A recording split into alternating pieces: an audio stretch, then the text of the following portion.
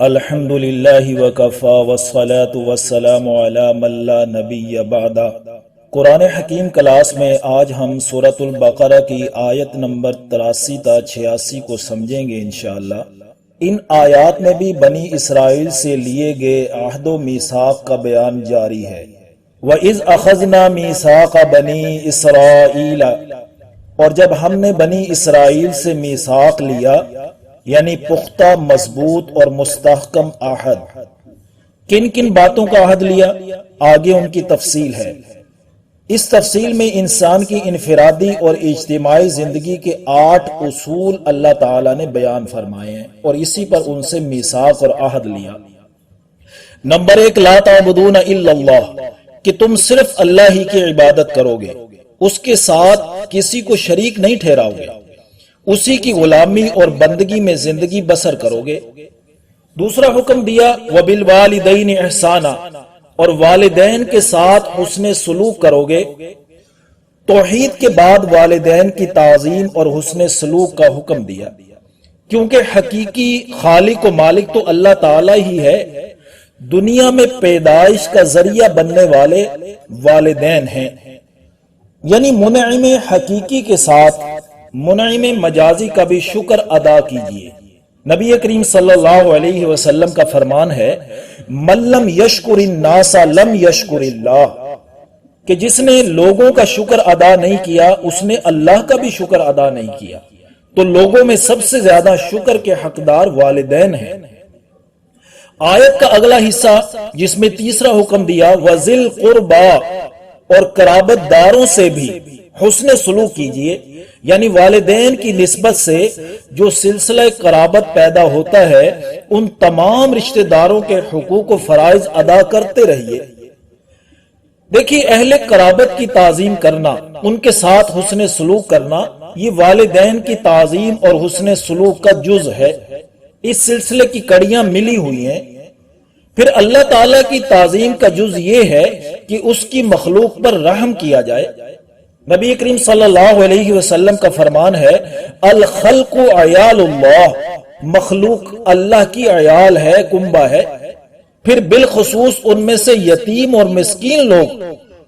لہذا آیت کے اگلے حصے میں فرمایا اور 2 حکم اس میں اضافہ کر دیا، یعنی 4 اور 5، والیتامی والمساکین، یتیموں اور مساکین سے بھی حسن سلوک کیجیے۔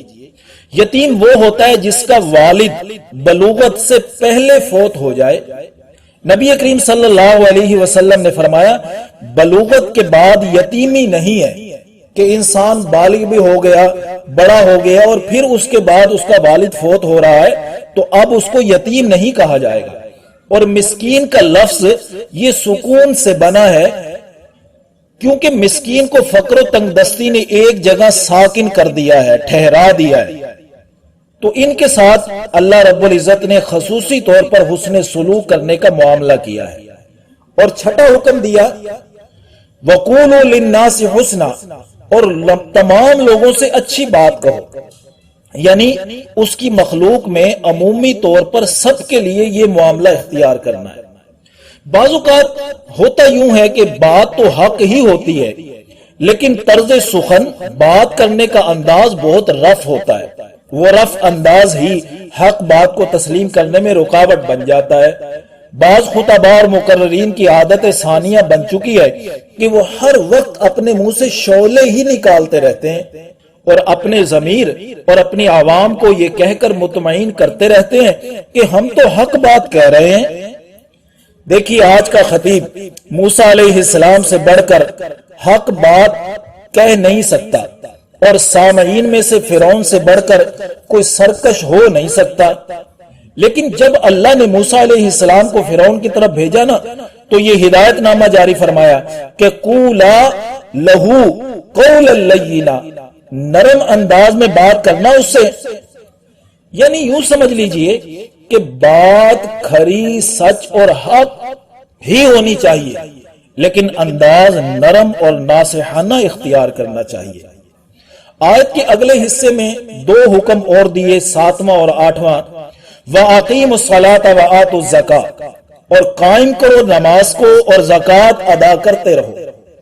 یعنی ان عبادات سے اوپر دیے گئے تمام احکام پر عمل کرنا آسان ہو جاتا ہے۔ نماز کی ادائیگی سے اللہ کی بندگی کا جذبہ پروان چڑھتا رہے گا، اور زکوٰۃ کی ادائیگی سے مال کی محبت دل سے نکل جائے گی، اور پھر مال والدین، اقربا، یتیموں اور مساکین پر خرچ کرنا آسان ہو جائے گا۔ اس ایک آیت میں انسان کی ذاتی یعنی انفرادی اور اجتماعی زندگی کے بنیادی اصول اللہ تعالی نے بیان فرما دیے، لیکن ثم تولیتم الا قلیلا منکم، پھر تم میں سے چند افراد کے علاوہ تم سب پھر گئے۔ ان اصولوں پر زندگی گزارنے کا پکا عہد اور وعدہ کر کے تم نے روگردانی کی، اور پھر اس پر یہ دعویٰ کہ نحن ابناء اللہ و احباؤہ، ہم اللہ کے چہتے ہیں، اور پھر یہ خواہش دل میں پال لینا کہ لن تمسنا النار الا ایاما معدودہ، کہ ہمیں آگ نہیں چھوئے گی مگر چند دن کے لیے، اور یہ خواہش دل میں پال لینا کہ لن يدخل الجنت الا من کان ہودا او نصارا، کہ ہرگز جنت میں نہیں جائیں گے مگر یہودی کہتے ہیں کہ یہودی جائیں گے، اور نصارا کہتے ہیں عیسائی جائیں گے۔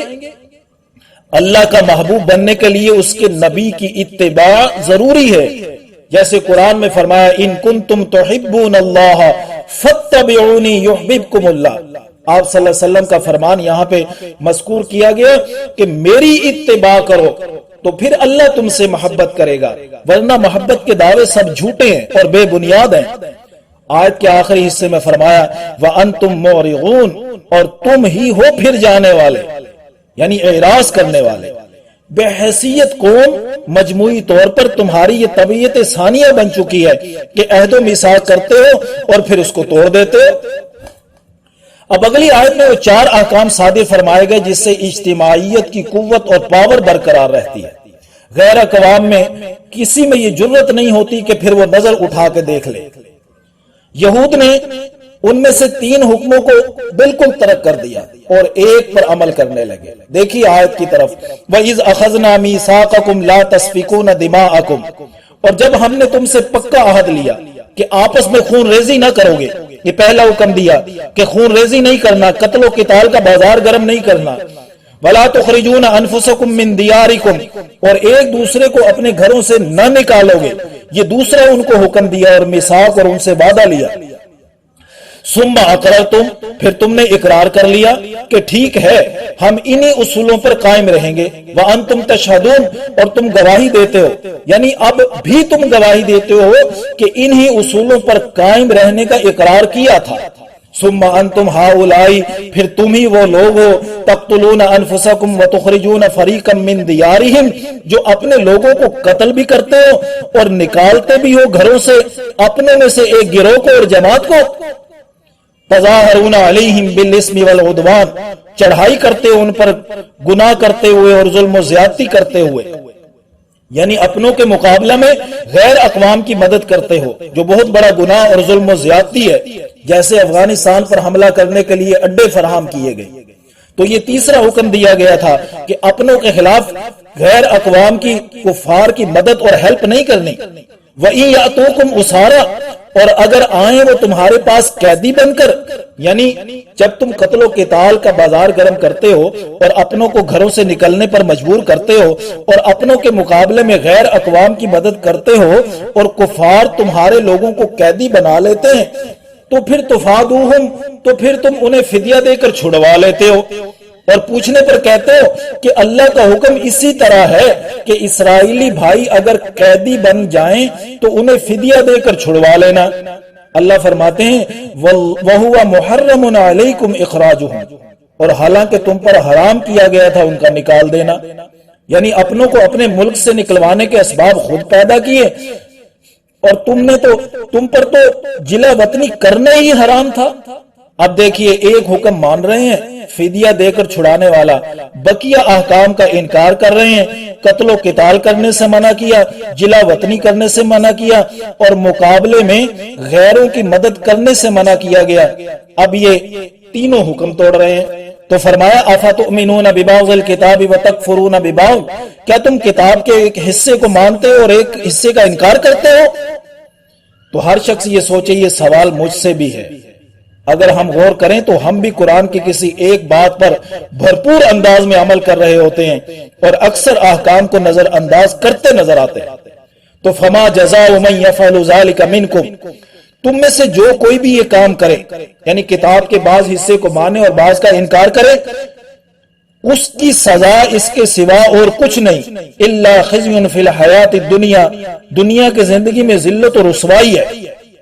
آج امت مسلمہ جس طرح ذلت و پستی کی زندگی گزارنے پر مجبور ہے، وہ بھی کسی سے پوشیدہ نہیں ہے، یہ تو دنیا میں سزا ہے۔ وَيَوْمَ الْقِيَامَةِ يُرَدُّونَ إِلَىٰ أَشَدِّ الْعَذَابِ، اور دن قیامت وہ پہنچائے جائیں گے شدید ترین عذاب کی طرف۔ وَمَا اللَّهُ بِغَافِلٍ عَمَّا تَعْمَلُونَ، اور اللہ تعالیٰ بالکل بھی غافل نہیں ہے اس چیز سے جو تم کر رہے ہو۔ نماز بھی پڑھ رہے ہیں، شرک بھی کر رہے ہیں، حج و عمرہ بھی کر رہے ہیں، سودی معاملات میں بھی ملوث ہیں، ذخیرہ اندوزی بھی ہو رہی ہے، عورتیں نماز بھی پڑھ رہی ہیں اور بے پردگی میں بھی مبتلا ہیں۔ اللہ کا تقاضا تو یہ ہے ادخلوا فی السلم کافہ، پورے کے پورے دین میں داخل ہو جاؤ۔